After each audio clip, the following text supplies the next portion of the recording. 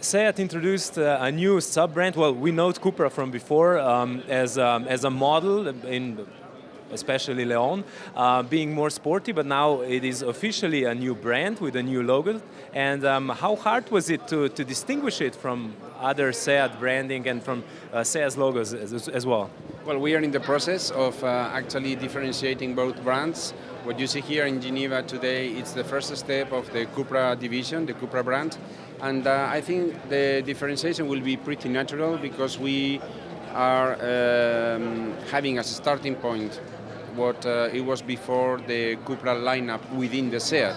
So we are based on the sportiveness, but we are giving this time to the Cupra brand a more sophisticated way to understand sportiveness. It's not just the classical red and black coats. We are having something more elegant, a little bit more chic, that we say in French also. So it's a different kind of story than what it was Cupra before. Is Cupra Seat's tuning brand? You know what I mean? Yes. No, it is not. From the way I understand tuning, actually what we will be doing, it's some cars that will have the opportunity to be really upgraded by ourselves. So the quality that we put in the upgrading will be the same or even more than the quality that we have already in Seat. That's the difference with a normal tuning. In terms of conception of or the quality conception, but also the execution of the products will be very much up to the standards and even better than what we have in Seat. What is the story behind the logo?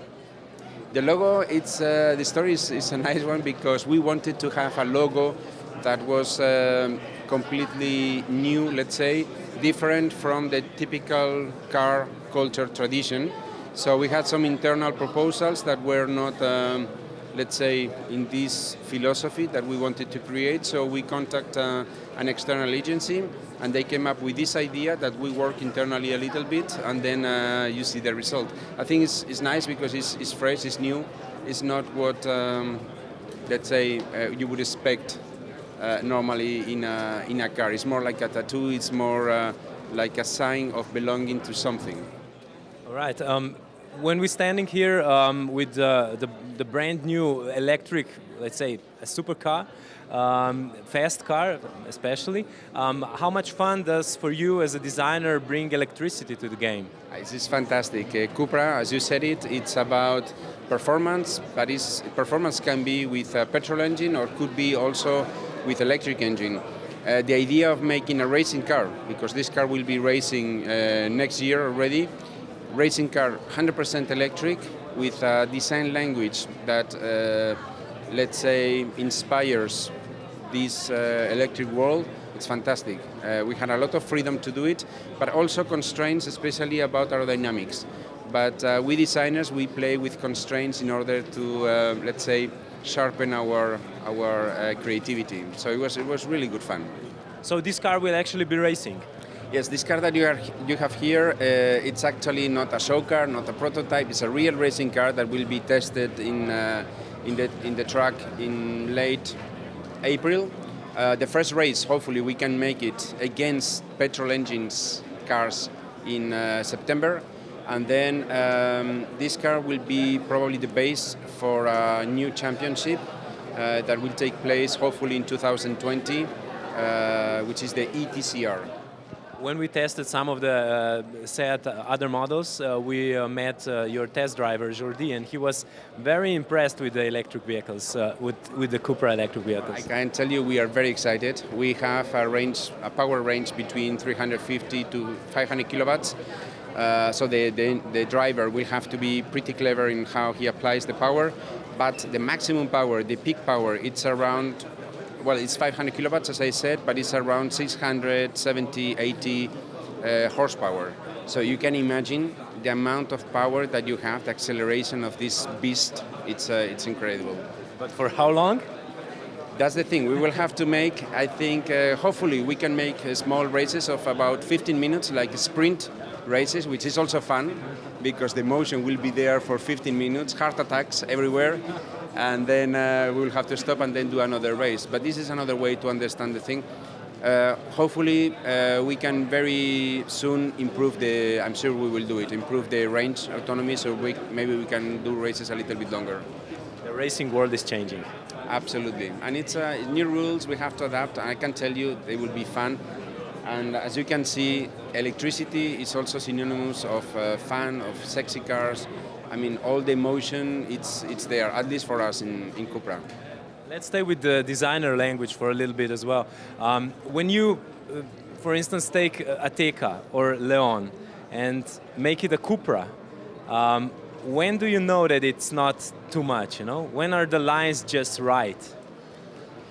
This is an interesting question. I believe that this new sportiveness that we are offering with Cupra, it's not just about performance, pure performance, even though our cars will be pretty fast. For instance, the Cupra Ateca has 300 horsepower, but it's not outrageous. It's not something that is on your face.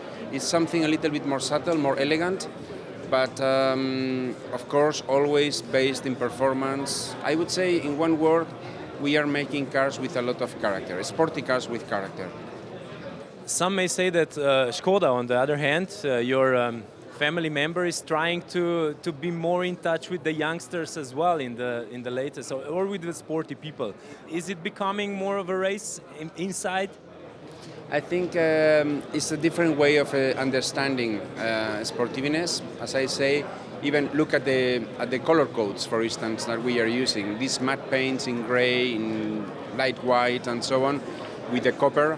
It's a completely different language. I would say more advanced, more sophisticated than, for instance, our neighbors, our cousins, Škoda, that are doing excellent products, but they are more addressed, from my point of view, to the classical sporty customers. So still very much in what they used to be the codes of until now. With the Cupra, we're going a little bit beyond. We're going, as you can see also in our stand, we're going to this human touch of sportiveness, what we call back to the garage. It's something that has to have the impression that it has been made by people for people. And for the end, how do you put, is there a playbook of how to put like a Spanish temperament into Seat or into Cupra? I think, I don't know if it's a book, but there is a certain philosophy, of course. I think that consciously or unconsciously we have a way to add or to put character in the things we do by our, let's say, behavior, our personality. We like things which are performing, which are characterful, but that they are not maybe too loud also. Thank you very much for the time. Thank you.